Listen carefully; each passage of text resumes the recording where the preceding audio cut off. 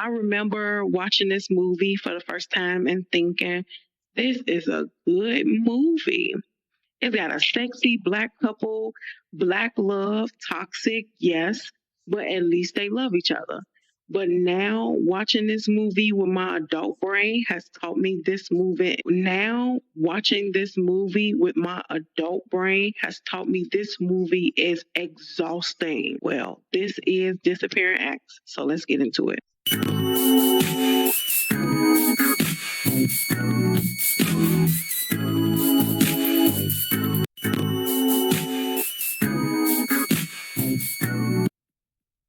We start the movie off by meeting Zora, played by Sanaa Lathan, and Frankie, played by Wesley Snipes, when Zora is moving into a brownstone in Brooklyn and Frankie helps her move in. We see an instant attraction between the two. They set a date to meet the next day to help Zora put up some shelves when Frankie gets some bad news and decides to stand Zora up. Zora goes to get herself something to eat and runs into Frankie. He tells her that he can come over now. Zora lets him in. As they are talking, we find out that Zora is a singer, songwriter, music teacher at a high school when she has to pull teeth to get Frankie to tell her that he wants to be a licensed contractor in order to rehab brownstones. When Zora is out with her friends, she tells them about the attraction she has to Frankie, and her friends don't like the fact that she wants to date a broke man. Her friends are Claudette, played by Lisa Arundel. When she gets home, Zora finds Frankie waiting for her.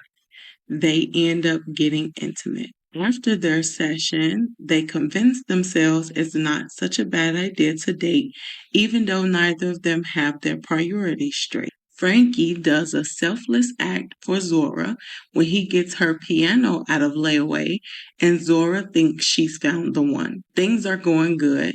Zora finally recorded her first song for her demo with the producer Reggie. I know you've been waiting for me to drop the bomb, right?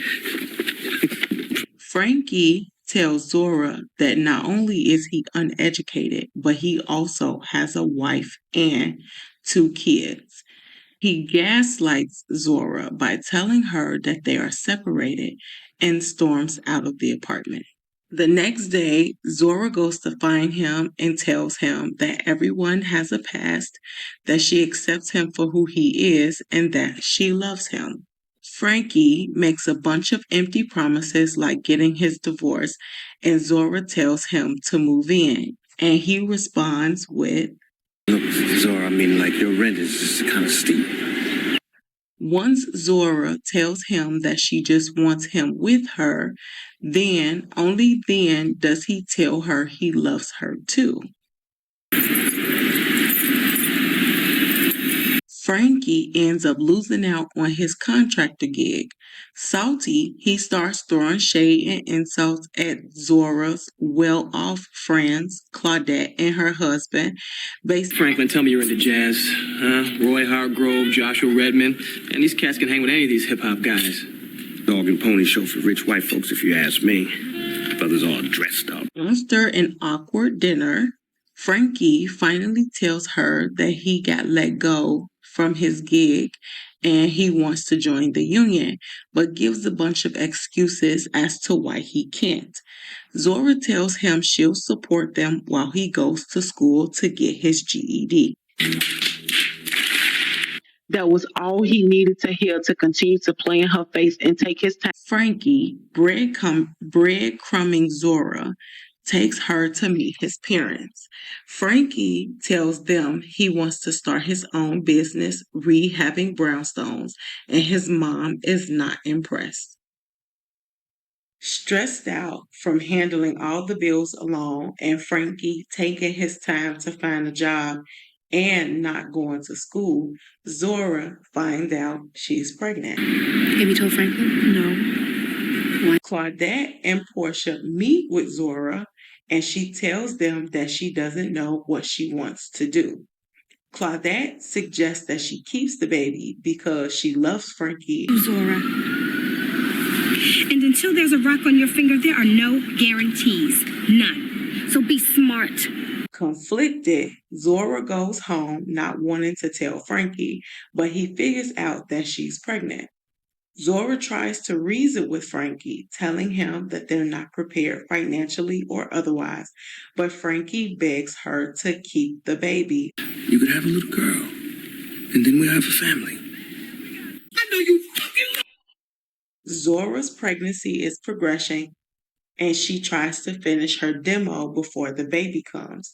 And Frankie is not as understanding as Zora is hoping, so he throws tantrums because she's not giving him any attention. Frankie is having issues, and the boss tells him to lay low and he'll give him some work. But in true Frankie fashion, ends up drinking on the job and falling off a ladder, resulting in him losing his job. Frustrated, Zora reminds Frankie that they have a baby on the way.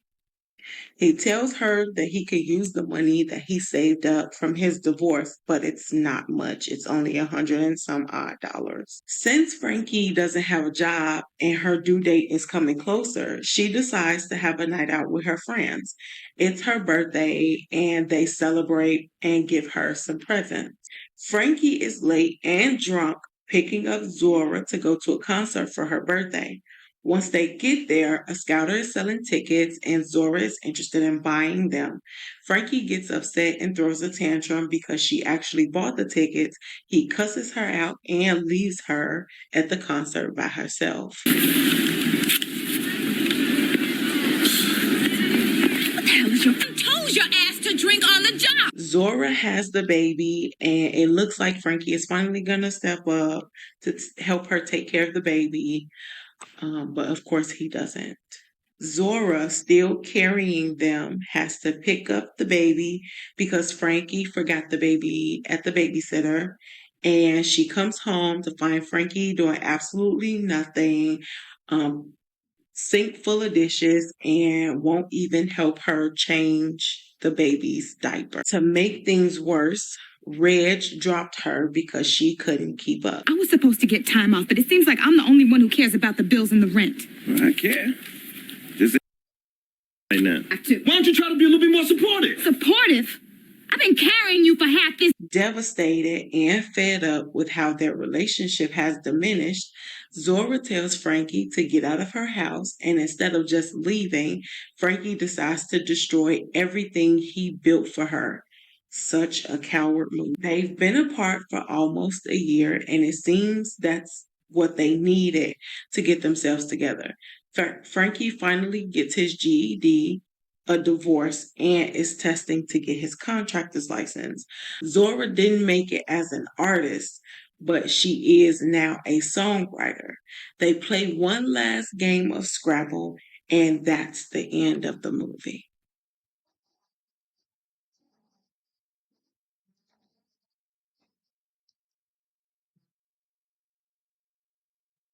A serious note, this movie really highlights the danger of dating someone for their potential. Zora wanted to build with someone who didn't have the means to build for himself, and tell me that that doesn't happen every single day. We as women do not know how to vet these men to see if they are actually wholesome men and husbands. When we choose wrong, we then have to take the time to heal and make sure we don't make the same mistake again. Wesley makes me think he know a thing or two because he played the hell out of this role. It's people out here living like this every day and calling it love. We do not know what we doing out here. Like we need to regroup and come back. I'm so serious. If you don't know, this movie is based on a book by Terry McMillan of the same name, and she also wrote Waiting to Exhale and How Stella Got Her Groove Back. All stories based on struggle. Terry is the Tyler Perry of struggle love and makes me think she never had a successful relationship with a black man. With that being said, I will never be watching this movie again. I'll be damned if I let this movie stress me out. Thanks for watching, and I'll see y'all on the next recap. Don't make no damn sense.